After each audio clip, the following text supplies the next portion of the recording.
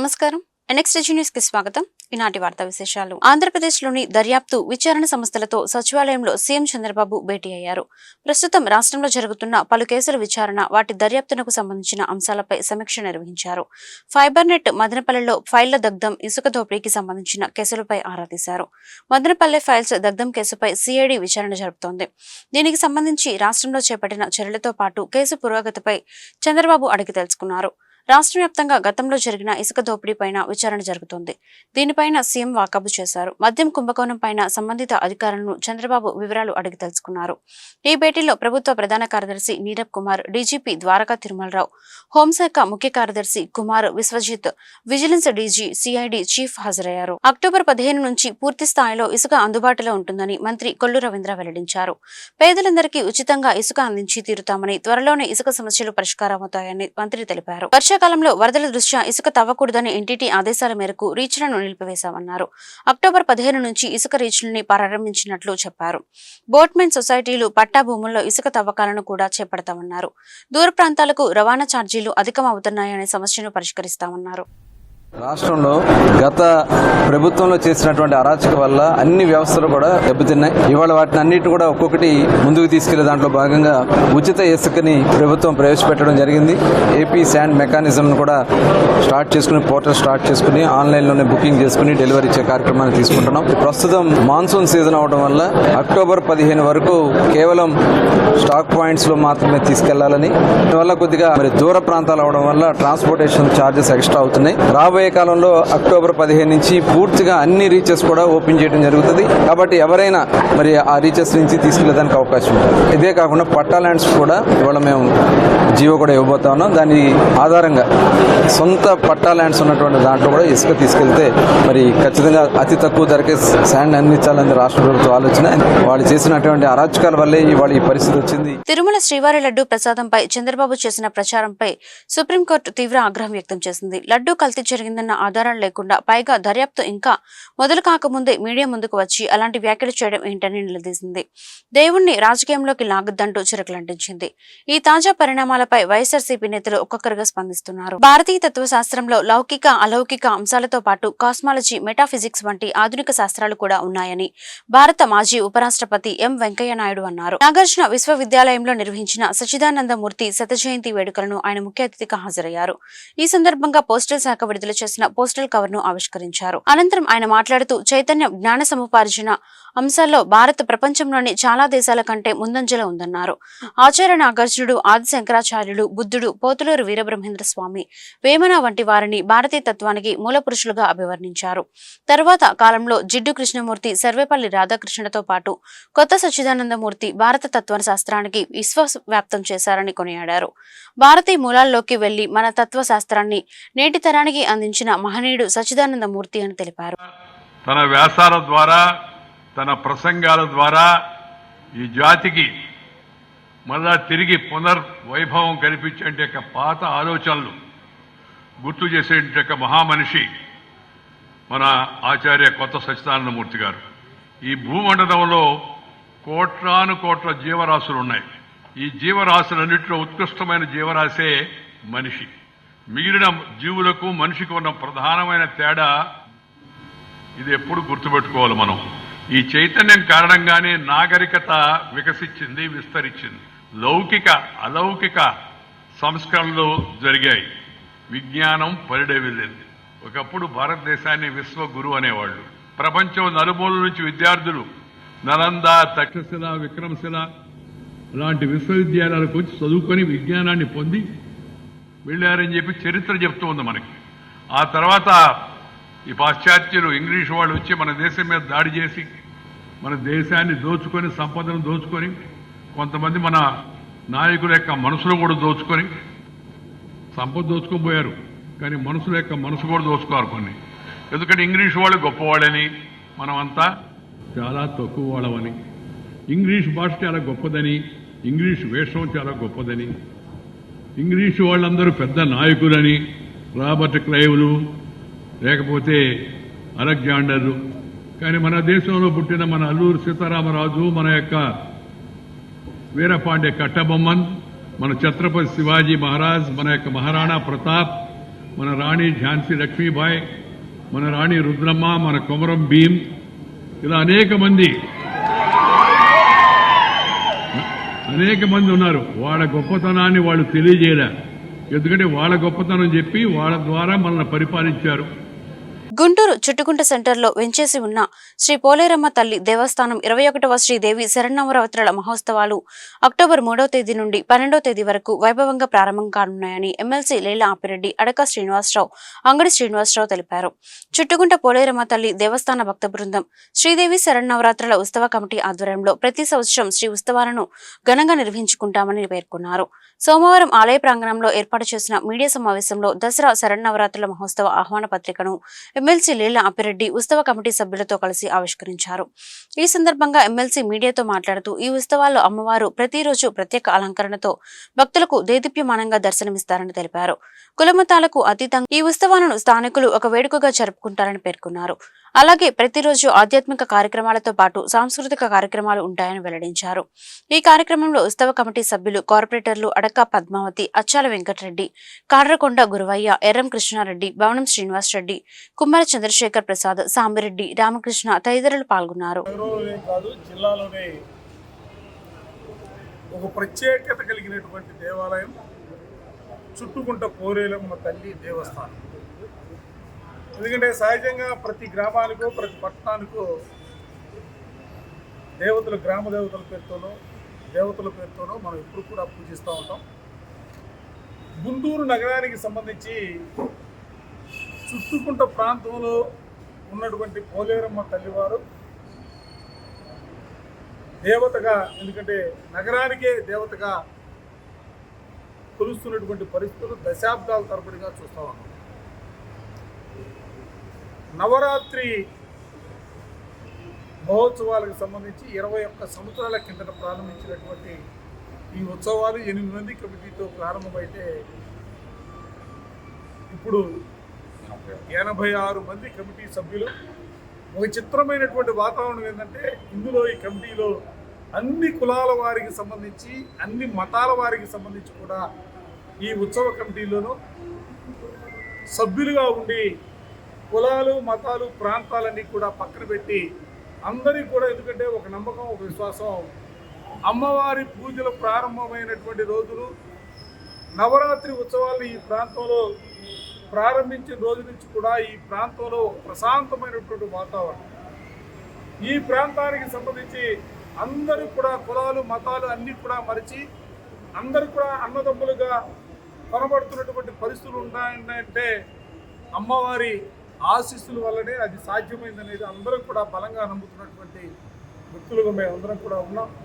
ఈ ఉత్సవాల్లో కూడా చుట్టుకుంట ప్రాంతానికి సంబంధించినటువంటి భక్తులే కాకుండా నగరానికి సంబంధించి జిల్లాలో ఉన్నటువంటి వేలాది మంది, ప్రతిరోజు కూడా వేలాది మంది భక్తులు ఇక్కడికి వచ్చి కార్యక్రమాల్లో పాల్గొని, ఎందుకంటే ప్రతిరోజు కూడా ప్రత్యేకమైనటువంటి కార్యక్రమాలు కూడా కొనసాగుతూ ఉంటాయి.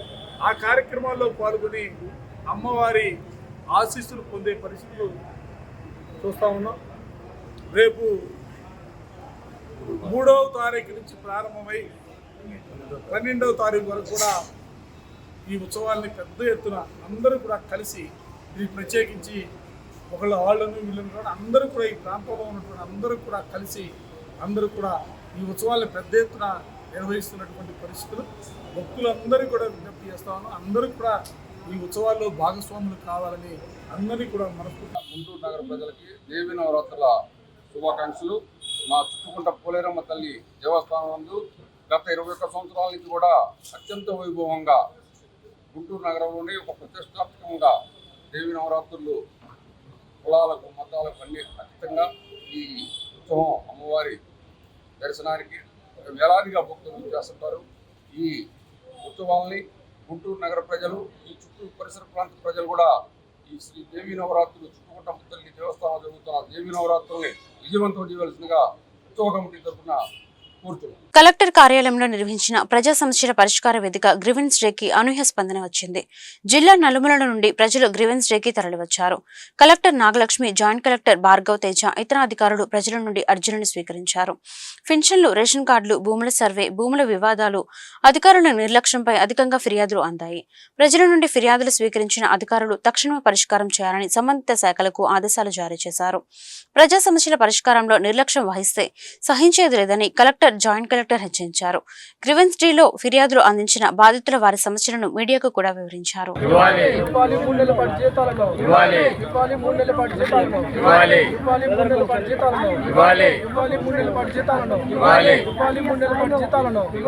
ముఖ్యమంత్రి గారికి, చంద్రబాబు నాయుడు గారికి, అలాగే డిప్యూటీ ముఖ్యమంత్రి గారు పవన్ కళ్యాణ్ గారికి వాలంటీర్ తరఫున నా తరఫున నమస్కారాలండి.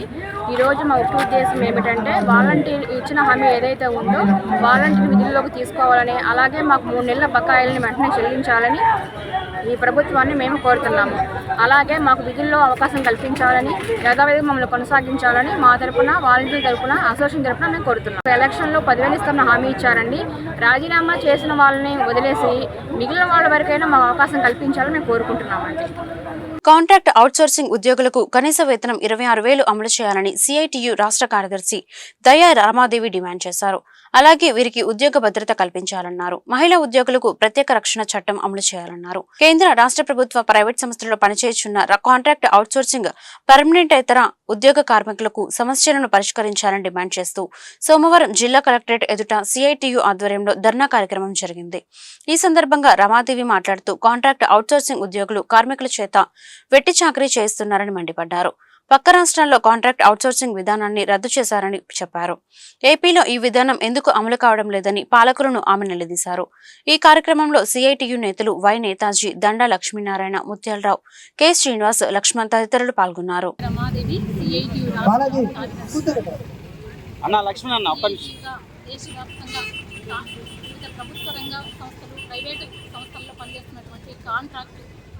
ఉద్యోగులు, కార్మికులందరినీ పర్మనెంట్ చేయాలనేసి, సమాన పనికి సమాన వేతనం ఇవ్వాలనేసి, కనీస వేతనం 26,000 రూపాయలు ఇవ్వాలనేసి, ఉద్యోగ భద్రత కల్పించాలనేసి, contract, outsourcing, piece rate, time scale, ఇలా రకరకాల పేర్లతోని ఈరోజు కాంట్రాక్ట్ అవుట్సోర్సింగ్ కార్మికులతోని బానిసల్లాగా ప్రభుత్వాలు పని చేయిస్తున్నాయి. కాబట్టి ఇటువంటి బానిస వ్యవస్థని రద్దు చేయాలనేసి, మన పక్కనే ఉన్నటువంటి ఒరిస్సా రాష్ట్రంలో కాంట్రాక్ట్ వ్యవస్థను రద్దు చేసేసి పర్మనెంట్ చేశారు కార్మికులందరూ.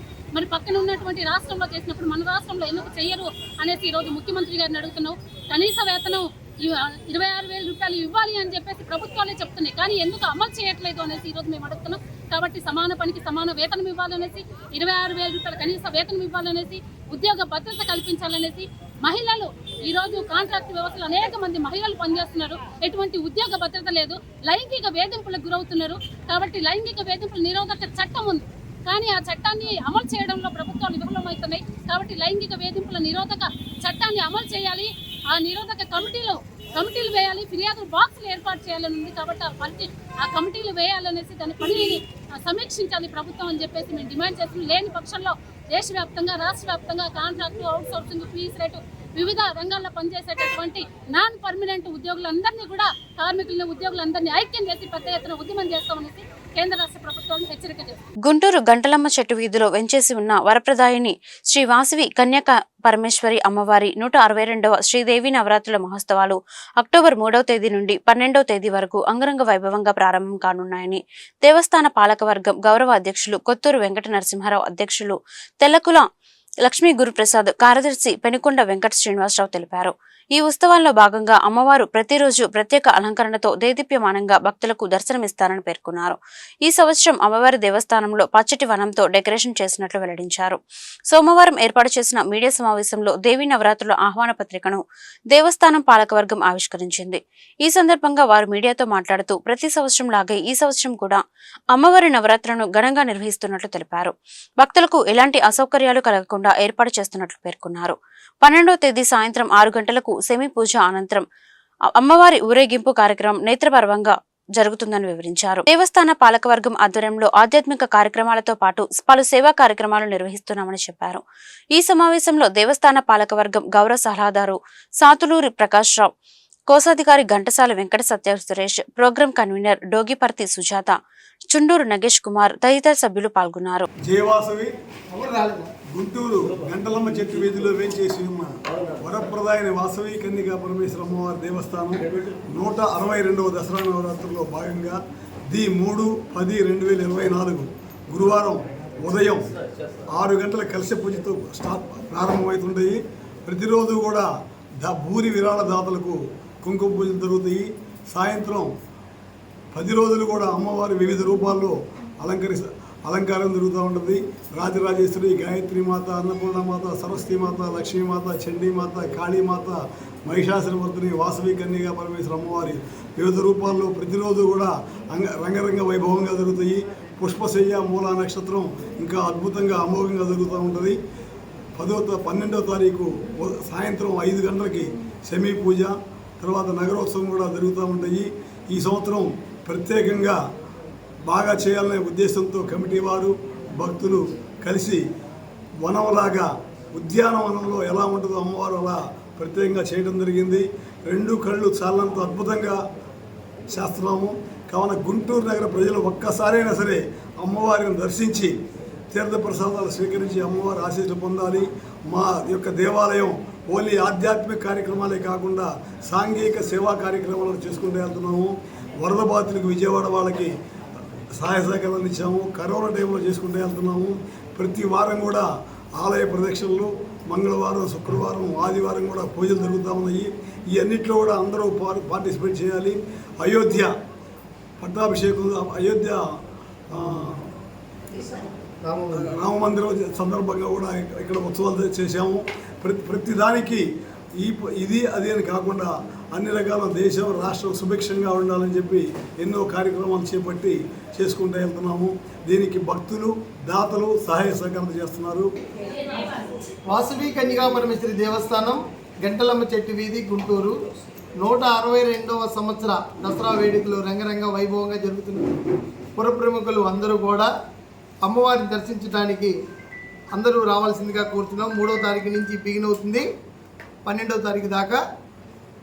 ఈ స్పెషల్గా ఈసారి వనములాగా తయారు చేసాము. గుడి ప్రాంగణం మొత్తం కూడా రోజు ఉండే లైట్లు, వెలుతురులు, ఏసీలు, ఈ అడావుడి ఎక్కువ ఉండటం వల్ల పొజిషన్ అంతా కూడా డిఫరెంట్గా ఉంది. ఈసారి డిఫరెంట్గా చేయాలని ఉద్దేశంతో అడవిలాగా గుడినే అడవి చేసేసాము. అమ్మవారు మధ్యలో ఉంటారు, చక్కటి దీపాలతో అమ్మవారు వెలుగుతుంటారు. ఆ దర్శనం చేసుకోవడానికి మీరెంతో పుణ్యాత్ములు అవుతారు. ఒక్కసారన్నా వచ్చి అమ్మవారిని దర్శించి తీర్థప్రసాదం తీసుకోవాల్సిందిగా కూర్చున్నాం. జై వాసవి, జై జై వాసవి. జై వాసవి. ఈ సంవత్సరం 162వ సంవత్సరంగా పూజా కార్యక్రమం జరుగుతున్నది. అమ్మవారు నవదుర్గగా అవతరించిన అమ్మవారు మన దేవస్థానం వనదేవతగా అవతరించారు. తప్పనిసరిగా భక్తులందరూ వచ్చి అమ్మవారిని దర్శించుకుని తీర్థప్రసాదం తీసుకోవాలని కోరుకుంటున్నాం. జై వాసవి. బ్రహ్మాండ నాయకి జగన్మాత జనని ఆది పరాశక్తి దేవి నవరాత్రులు అంటే చిన్నారుల నుంచి వృద్ధుల వరకు అందరూ ఎంతో ఉత్సాహంగా ఎదురు చూస్తారు. లోకకంటకుడైన మహిషాసుని వధించే శక్తి రూపంగా ఆ తల్లి వివిధ రూపాలతో, వివిధ నామాలతో భక్తులకి అనుగ్రహాన్ని ప్రసాదించే దివ్యమైన రోజులే దేవి నవరాత్రులు. గుంటూరు గంటలమ్మ చెట్టు వీధిలో వేంచేసి ఉన్న వరదాయిని శ్రీ వాసవి కన్యకా పరమేశ్వరి అమ్మవారి దేవస్థానంలో అమ్మవారికి 162వ దేవి నవరాత్రులు అత్యంత వైభవంగా నిర్వహించడానికి ప్రత్యేకమైన ఏర్పాట్లు చేయడం జరిగింది. మరీ ముఖ్యంగా ఈ సంవత్సరం దేవస్థానం ప్రాంగణం అంతా కూడా ఒక అడవిలాగా ఆ తల్లిని వనదుర్గగా అమ్మవారిని ఈ రోజున ప్రతిష్ఠించడం జరిగింది. దేవి నవరాత్రుల్లో విశేషమైన అలంకారాల్లో మరింత ప్రత్యేకమైన శోభాయమానమైన సన్మోహనమైన దర్శనాన్ని అమ్మవారు అనుగ్రహిస్తారు. నగర ప్రజలందరికీ విజ్ఞప్తి చేస్తున్నాము, ప్రతి సంవత్సరం అత్యంత వైభవపేతంగా జరుగుతాయి. ఈ సంవత్సరం మరింత ప్రత్యేకంగా నిర్వహించడానికి భక్తులకు ఎటువంటి అసౌకర్యం కలగకుండా ప్రత్యేకమైన ఏర్పాట్లు కూడా చేయడం జరిగింది. దేవస్థానంలో విశేషమైన అలంకారంలో విశిష్టమైన వరప్రదాయిని భక్తుల కొంగు బంగారంగా విరాజిల్లుతున్న వాసవి కన్యకా పరమేశ్వరి అమ్మవారి ప్రజా సమస్యలను పరిష్కరించడంలో జవాబుదారీతనంతో పనిచేయాలని పోలీస్ సిబ్బందిని జిల్లా ఎస్పీ సతీష్ కుమార్ ఆదేశించారు. బాధితులకు సత్వరమే న్యాయం జరిగేలా చూడాలన్నారు. ప్రజా సమస్యల పరిష్కార వేదిక స్పందన కార్యక్రమంలో భాగంగా గుంటూరు జిల్లా నుండి వచ్చిన బాధితుల తమ సమస్యలను పరిష్కరించాలని జిల్లా ఎస్పీకి విజ్ఞాపన పత్రాలు అందజేశారు. ఆయా సమస్యలను తక్షణమే పరిష్కరించాలని సంబంధిత పోలీస్ సిబ్బందిని ఎస్పీ ఆదేశించారు. ప్రధానంగా కుటుంబ వివాదాలు, భార్యాభర్తల గొడవలు, ఆర్థికపరమైన సివిల్ అంశాలపైనే కాకుండా పోలీస్ సిబ్బంది వైఫల్యాలపై ఫిర్యాదులు అందాయి. ఇప్పటికైనా నాకు న్యాయం జరగాలి సార్. నా బిడ్డను చంపిన ప్రతి ఒక్కళ్ళకి పడాలి సార్ శిక్ష. ప్రతి ఒక్కళ్ళకి. డాక్టర్లు కూడా దీంట్లో ఇన్వాల్వ్ అయి ఉన్నారు. మమ్మల్ని ఇప్పుడు బెదిరిస్తున్నారు, మీరు ఈ కేసులతో బయటికి రావద్దు అని చెప్పి, ఇప్పుడు మేము చెయ్యము ఆ నలుగురిని అని చెప్పి మమ్మల్ని బెదిరిస్తున్నారు. నా పేరు శంకర్ లీల, మాది రత్నగిరి నగరు. నా కూతురు ఒక్కగానొక్క కూతురు జనని డిగ్రీ చదువుతుంది, విజ్ఞానంలో ఫైనల్ ఇయర్ చదువుతుంది. ఆటో ఎక్కే క్రమంలో ఒక ఆటో అతను బండారు ఆనంద్ అతను డ్రాప్ చేసి నా బిడ్డను తీసుకుని వెళ్ళిపోయి పెళ్లి చేసుకున్నాడు. పెళ్లి చేసుకుని 14 నెలలకి నా బిడ్డను వాళ్ళు కుటుంబ సభ్యులు అందరూ కలిసి ప్లాన్డ్గా నా బిడ్డను చంపేశారు. మేము ఫస్ట్ మిస్సింగ్ అని కంప్లైంట్ ఇవ్వడానికని వెళ్ళినప్పుడు 2022 జూలై 4వ తారీఖు మిస్సింగ్ కంప్లైంట్ అని ఇవ్వడానికి వెళ్తే నల్లబారు స్టేషన్కి మా మిస్సింగ్ కంప్లైంట్ తీసుకోకుండా మా పైనే మర్డర్ కేసు పెట్టారు. మర్డర్ కేసు పెట్టి జడ్జి గారి ముందు మమ్మల్ని ప్రవేశపెట్టారు. ప్రవేశపెడితే అసలు ఎవరు చనిపోయారని జడ్జి గారు అడిగితే ఎవరు చనిపోలేదు మేడం, వీళ్ళు చంపుతాం అన్నారంట అని అంటే, ఓకే చంపుతానంటేనే బాధితుల మీదే నువ్వు ఈ కేసు కడతావా, బాధితుల మీదే నువ్వు మర్డర్ కేసు కడతావా అని చెప్పి బాధితుల మీదే మర్డర్ కేసు కట్టి ఫ్యామిలీని మొత్తం మీరు జైల్లో వేయాలని చూస్తారా? అసలు నువ్వు చదువుకునే వచ్చావా, ఈ సెక్షన్లో చదువుకునే కట్టావా నువ్వు అని చెప్పి జడ్జి గారు ముందు మిస్సింగ్ కంప్లైంట్ తీసుకొని పిల్లకి బైండ్ ఓవర్ రాసి పిల్లకి కౌన్సిలింగ్ ఇప్పించి ముందు మిస్సింగ్ కంప్లైంట్ కట్టండి అని ఐఓ గారిని మమ్మల్ని తీసుకెళ్ళిన రిమైండ్ రిపోర్ట్ని గీత కొట్టి ఇసిరేసిన తర్వాత మమ్మల్ని మళ్ళీ వెనక్కి తీసుకెళ్ళిపోయి సిఏ గారు బత్తుల శ్రీనివాస్ గారు మాకు చేసిన అన్యాయం మామూలుగా కాదు సార్, నాకు చేసిన అన్యాయం, మా పిల్ల చనిపోతే మా పిల్లని మిస్ అయ్యి మేము వెళ్తే మా మీద ఈ సెక్షన్లో కేసు కట్టారేంటండి అని అడిగితే, నువ్వు ఇంకా ఎక్కువగా మాట్లాడిన దీన్ని ఈడ్ చేసేయండిరా బయటికి అని కూడా నన్ను అన్నారు. ఒక ఆడదానిలాగా నువ్వు నీ బిడ్డను పెంచారని అడిగారు నన్ను. ఒక ఆడదానిలాగా పెంచావా నువ్వు అని ఒక అధికారి నన్ను ఆ మాట అడిగాడు నన్ను. ఈ రోజు నా బిడ్డను చంపేసిన వాళ్ళని ఈ పోలీసులు అందరూ కలిసి ఈ పోలీసుల మీద బైండ్ ఓవర్ రాపీకోకుండా నా బిడ్డను వాళ్ళకి మీరేమైనా చేసుకోండిరా మేము ఉన్నాము అని చెప్పి ఈ అధికారులు వాళ్ళకి అప్పచెప్పేటప్పటికి నా బిడ్డని ఈ రోజు 14 నెలలు వాడుకుని వాడు చంపేశాడు. ఇప్పుడు ఏం కావాలి చెప్పండి. మేము ఇదంతా జరిగిన తర్వాత ఐజీ గారికి నాకు ఇంత అన్యాయం జరిగింది సార్ అని చెప్పి మేము ఐజీ గారికి నేను పెట్టుకున్నాను సార్. ఐజీ గారు డీటెయిల్ ఎంక్వైరీ చేస్తానమ్మా అని చెప్పి 2 కేసుల మీద, మా మీద తప్పుడు పెట్టిన కేసు మీద, పిల్ల చనిపోయినప్పుడు దాని మీద కలిపి 2 డీటెయిల్ ఎంక్వైరీ చేస్తానమ్మా అని చెప్పి డీటెయిల్ ఎంక్వైరీ చేశారు సార్. డీటెయిల్ ఎంక్వైరీ చేసే క్రమంలోనే ఒక్కడనే అరెస్ట్ చేశారు. 5 మీద వేధింపులు సెక్షన్లు పెట్టారు. మా మీద అయితే ఆ రోజు ఎప్పుడు తప్పుడు కేసు పెట్టిందో వల్లపు తిరుపతిరావు భార్య అంకలక్ష్మి, వాళ్ళ మా అమ్మాయిని తీసుకెళ్లిన వాడు మేనమామ భార్య, వాళ్ళ మీద 4 మీద వేధింపుల సెక్షన్ పెట్టి విశ్వ హిందూ పరిషత్ ఆధ్వర్యంలో గుంటూరు కలెక్టరేట్ కార్యాలయం ఎదురు ధర్నా కార్యక్రమం నిర్వహించారు. అనంతరం గుంటూరు కలెక్టర్ కార్యాలయం కాన్ఫరెన్స్ హాల్లో ప్రజా సమస్యల పరిష్కార వేదిక కార్యక్రమంలో కలెక్టర్ కు అర్జీ అందజేశారు. ఈ సందర్భంగా హిందూ ఐక్యవేదిక కార్యదర్శి అనిల్ బెహ్రా మీడియాతో మాట్లాడుతూ, దేశవ్యాప్తంగా విశ్వ హిందూ పరిషత్ ఆధ్వర్యంలో ఈ రోజు ధర్నా నిర్వహిస్తున్నాము. తిరుపతి శ్రీ వెంకటేశ్వర స్వామి దేవస్థానం లడ్డూ ప్రసాదంలో జరిగిన కల్తీపై పూర్తి విచారణ జరిపి కల్తీకి కారకులైన వారిని వెంటనే అరెస్ట్ చేయాలని డిమాండ్ చేశారు. అన్యమతస్థుల ఉద్యోగులను వెంటనే వేరే సెక్షన్లు మార్చాలని కోరారు. హిందూ దేవాలయాలను ప్రభుత్వ ఆధీనంలో నుండి తీసివేసి హిందూ ధార్మిక సంస్థలకు అప్పగించాలని కోరారు. ఏదైతే తిరుమల తిరుపతి లడ్డూ విషయం ఉందో, తిరుపతిలో అపవిత్రం అయిందన్నట్టు కార్యక్రమం ఏదైతే ఉందో దాన్ని నిరసిస్తూ ఈరోజు విశ్వ హిందూ పరిషత్ ఆధ్వర్యంలో జాతీయ స్థాయిలో నిరసన దీక్ష కార్యక్రమాలను చేపట్టడం, అట్లాగే కలెక్టర్ గారికి మెమరాండం ఇవ్వడం జరుగుతోంది. అయితే ఈరోజు మేము ఒక విషయాన్ని తెలియజేస్తున్నాం. ఇప్పుడు దాకా ప్రభుత్వాలు ఏవైతే ఉన్నాయో, గత ప్రభుత్వం తిరుపతి లడ్డు ఏదైతే అపవిత్రం చేసిందనేసి ఈ ప్రభుత్వం చెప్తా ఉందో దాని మీద పూర్తి స్థాయి కమిటీ ఒకటి ఏర్పాటు చేసి వాళ్ళని వెంటనే అరెస్టు చేయాలనేసి గత కొన్నాళ్లుగా మేము పోరాటం చేస్తూ ఉన్నాము. కాకపోతే దౌర్భాగ్యం ఏంటంటే ఇప్పుడు దాకా ఎవరిని అరెస్టు చేయకపోవడం. మేము ఈ ప్రభుత్వానికి విన్నవిస్తున్నాం, ఏళ్ల కొద్దిగా మా హిందూ దేవాలయాలను మీ ఆధీనంలో పెట్టుకొని, ప్రభుత్వాల ఆధీనంలో పెట్టుకొని మా దేవాలయాలని మీరు సర్వనాశనం చేస్తూ ఉన్నారు. మీకు నడపడం రావట్లేదు. కాబట్టి విశ్వ హిందూ పరిషత్గా మేము చెప్తున్నాం, మా దేవాలయాల్ని, మా హిందూ దేవాలయాల్ని ఏదైతే హిందూ ధార్మిక సంస్థలు అయితే ఏవైతే ఉన్నాయో ఆ హిందూ ధార్మిక సంస్థ అయిన విశ్వ హిందూ పరిషత్కి యావత్తు దేవాలయాల్ని మాకు అప్పగించండి, మీకు చేత కాకపోతే అని చెప్తున్నాం. మేము ఉదాహరణగా చాలా దేవాలయాలను ఇప్పుడు మా ఆధీనంలో ఉన్నాయి. దేశంలో అయోధ్య రామ మందిరం ఈరోజు విశ్వ హిందూ పరిషత్ నడుపుతా ఉంది. అట్లాగే గుజరాత్లో సోమనాథ్ ఆలయాన్ని విశ్వ హిందూ పరిషత్ కమిటీనే నడుపుతా ఉంది. అనేక దేవాలయాల్ని మేము నడిపినటువంటి చరిత్ర మాకుంది. మీకు చేత కాదు నడపడం, అన్యమతస్తులను తీసుకొచ్చి మా దేవాలయాల్లో పెట్టి మా ఆత్మాభిమానాన్ని దెబ్బతీస్తా ఉన్నారు. శ్రీరామ్ రత్నాకరాదౌతపదాం హిమాలయ కిరీటిని బ్రహ్మరాజేశ్వరి రత్నాఢ్యాం వందే భారత మాతరం.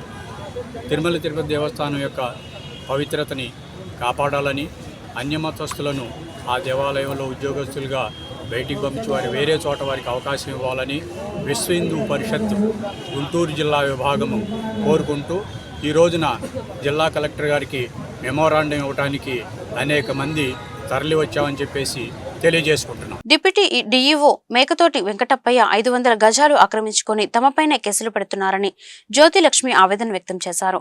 అద్దెకు స్థలం తీసుకుని కబ్జా చేసి బెదిరింపులకు పాల్పడుతున్నారని కలెక్టర్ కార్యాలయంలో ఆమె ఫిర్యాదు చేశారు. గుంటూరు నగరం వాసవినగర్ కు చెందిన బాధితురాలు జ్యోతిలక్ష్మి మీడియాతో మాట్లాడారు. గుంటూరు వాసవినగర్ కు చెందిన లక్ష్మి తన 500 గజాల ఖాళీ స్థలాన్ని మేకతోటి వెంకటప్పయ్య వాళ్ళ కుమార్తె పేరు మీద ఉన్న సాయిరామ్ కార్స్ వ్యాపారం నిర్వహించుకుంటూ 2 నెలలకు అని అద్దె తీసుకున్నారని తెలిపారు. ఎటువంటి రాతపూర్వకాలు లేకుండా నోటి మాటతో తీసుకున్నారని తెలియజేశారు.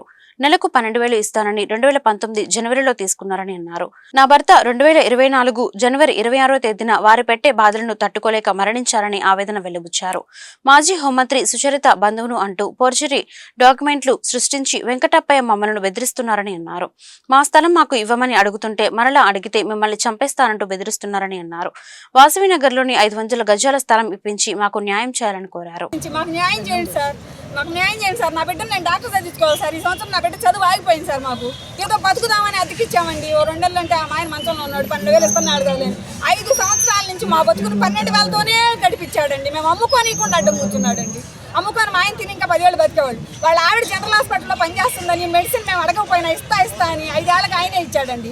లాస్ట్లో మెడిసిన్ స్పెషల్ మ్యానుఫ్యాక్చరింగ్ చేయించి ఇచ్చాడండి. ఫోన్లో రికార్డు ఉందండి. అమ్మ ఇంకా తయారవ్వలేదు బిళ్ళలని ఇచ్చాడు. ఒక్క రకమే బిళ్ళలు ఇచ్చాడు. అవి వేసుకున్నాక మా ఆయన పోయాడండి. ఒక నెలకి ఇచ్చాడు బిళ్ళలు. ఆ నెలలోనే 20 రోజులకి ఏం పోయాడండి మా వారు.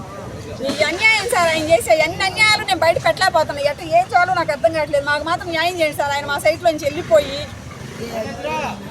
నా బిడ్డను నేను చదివించుకోవాలి సార్. అయినా స్పందించి మాకు న్యాయం చేయండి సార్. మాకు ఈ వెంకటప్పయ్య గారి భార్య నుంచి ఎలా అయినా సరే మా స్థలం మాకు ఇప్పించి ఆయన పక్కకు పోయేది చేయండి sir.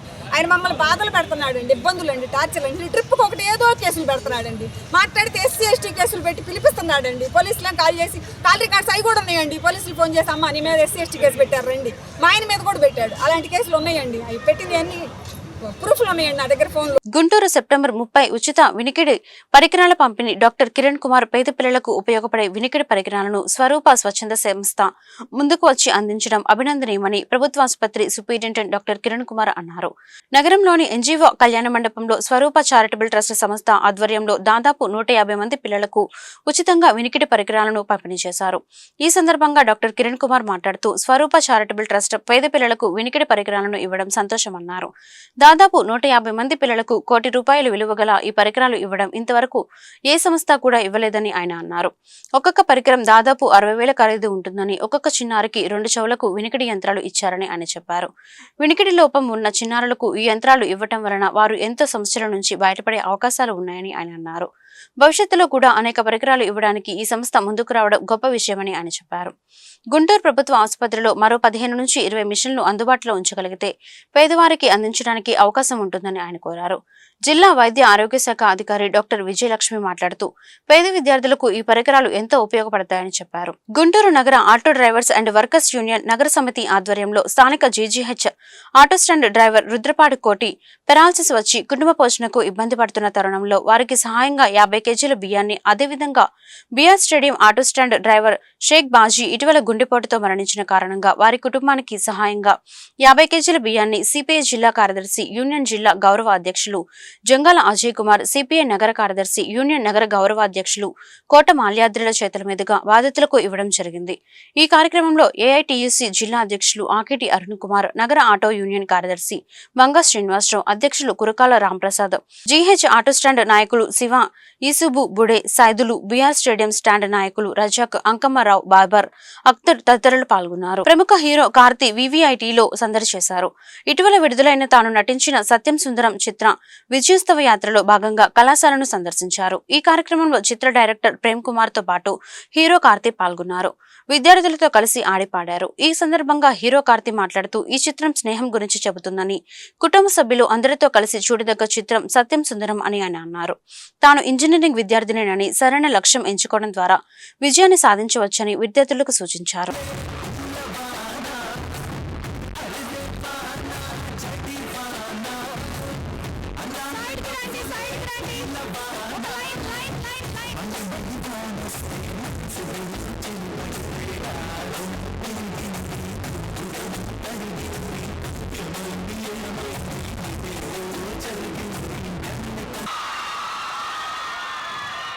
With loads of love, he has done that sketch. Friendship gurinchi, unconditional love gurinchi cheppina oka cinema. Please watch it. You will really like it. మీ ఫ్యామిలీతో పాటు మీ అమ్మతో, మీ బామ్మతో, మీ నాన్నతో చూడండి. అంటే it make more sense to you.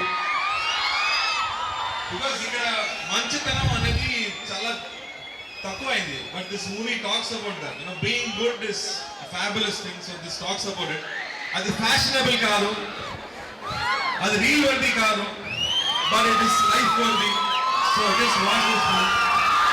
So be clear what you want and go after it. You will get it. Sure you will get it. ఈ వార్తలు ఇంతటితో సమాప్తం. మరొక బులెటిన్లో మళ్ళీ కలుద్దాం. నమస్కారం.